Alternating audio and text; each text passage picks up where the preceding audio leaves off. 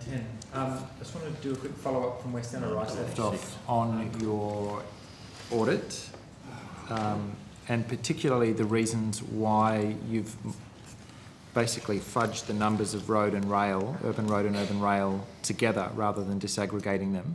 Can I just be clear that you have committed to provide disaggregated figures, which presumably must exist in a spreadsheet somewhere? That's correct, Senator. I'll go back and check our data sets, and the data is available. We can provide it to the Senate. I guess it would have to, or you wouldn't have been able to come up with that amalgamated number. That seemed like a reasonable hypothesis. I just need to double check the numbers, that's all. Sorry. All right. For what reason did you not list them separately? The analysis was, as I said, trying to get an overall view about where the main congestion problems are across our cities on a corridor basis.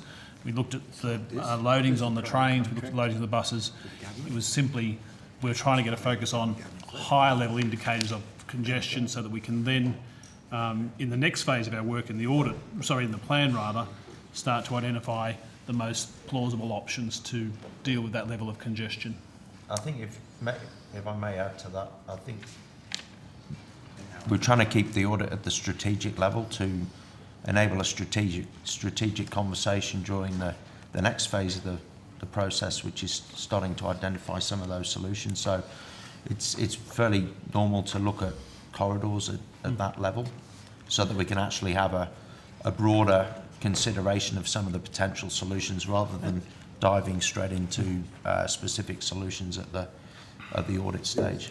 You don't think it would be strategic to allow people working through this document, which I disagree with a lot of what's in it, but I think it's nonetheless a valuable contribution to the debate, that would allow people to make a choice between the direct economic contribution of road as opposed to urban rail? Is that not a strategic consideration for people trying to do infrastructure planning? As we said before, we will be releasing a number of other associated consultant reports, including the reports on the modelling of the various cities, and I hope that will answer your inquiries about this matter. We will await that further documentation. In the past, IA has used more comprehensive cost-benefit analysis methods, and while we might critique the stuff that goes into those and the methodology, does direct economic contribution incorporate agglomeration benefits, which would include and take in land use, redevelopment, stamp duty, land taxes, future tax revenues from agglomerating and concentrating economic activity? Direct economic contribution draws principally on national accounts data and some industry data about how much is paid for infrastructure services and the cost of supplying those infrastructure services in the economy. To that extent, it doesn't address wider economic benefits, but again, it does not. But that is the treatment or the assessment of wider economic benefits is something that is more appropriately done at the project assessment level. The audit, if I can just reiterate, the audit's trying to give us a sense of where the biggest congestion problems are, where the biggest development opportunities are, and you'll see in the audit a range of conclusions there that haven't been available previously. And there are also findings and other observations in the report about increasing urban densities to avail ourselves of those wider economic benefits. Just one last one from me on this, and then I'm going to go to a specific project that you've either assessed or you might even still have some assessment role. Prime Minister unilaterally decided before the election, when he was still Leader of the Opposition, that the Commonwealth would have no future role in funding urban rail projects, despite the fact that 80% of the Australian population lives in urban areas. Does that have any bearing at all, that unilateral decision that's then unfortunately been carried through into funding cancellations once in government?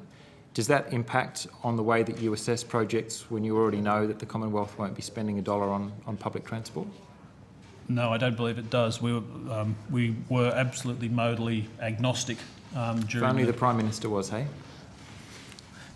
That's a comment, not a question.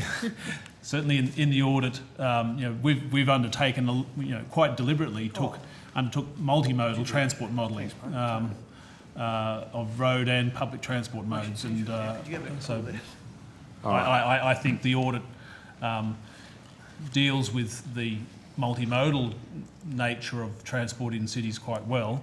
It is now, as we engage with jurisdictions and others, it'll be up to us working with those parties to identify appropriate responses to those challenges. There's some quite sophisticated thinking around the country on how to calculate the costs and the benefits of different modes and how to finance different modes. So all I would do, I guess, is to encourage you to table as much of the underlying assumptions and workings so that we can pull these models apart. I would say that we see the audit as a starting point. It's certainly not the end point of our interest in doing this work. We want to make it as our analysis and the plan that comes out of it as strong as possible, and we will be engaging with parties around the country. That is at least encouraging.